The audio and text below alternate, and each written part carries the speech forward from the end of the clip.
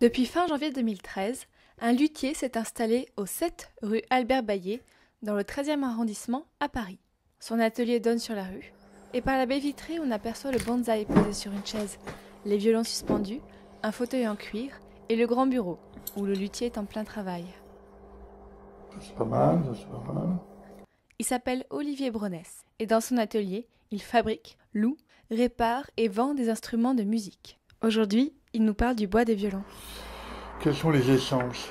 Principalement épicéa pour la table, la barre d'harmonie et puis l'âme que je viens de faire. On peut aussi utiliser ce bois-là pour les contréclisses et les tasseaux.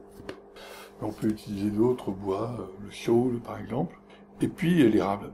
L'érable pour le fond, le manche et les éclisses. C'est un bois qui est joli, qui transmet bien le son, qui est à la fois un bois demi-dur. Il est capable d'absorber des grandes tensions. Et puis l'érable, parce que c'est un bois de résonance, par excellence. Penché sur sa table, il a un air plutôt bourru, derrière ses lunettes rondes, et il respire fort.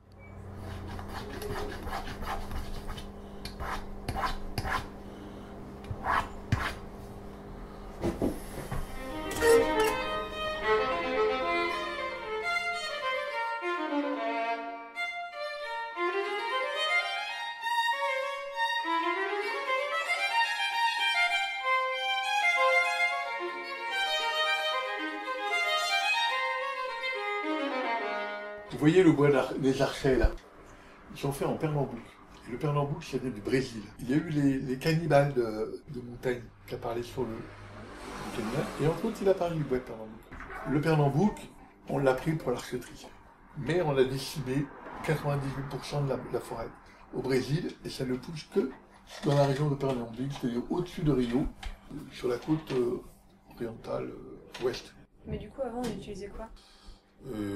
On utilisait du bois d'abeille, du bois de Chine, vous voyez, des trucs comme ça.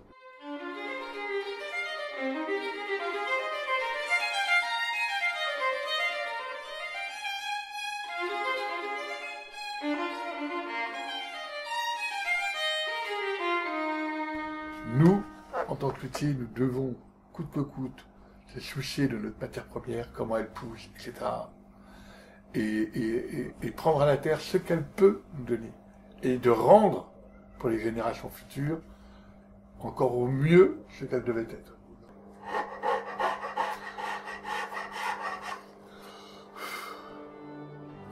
Je vais me faire un café, parce que là, quand même...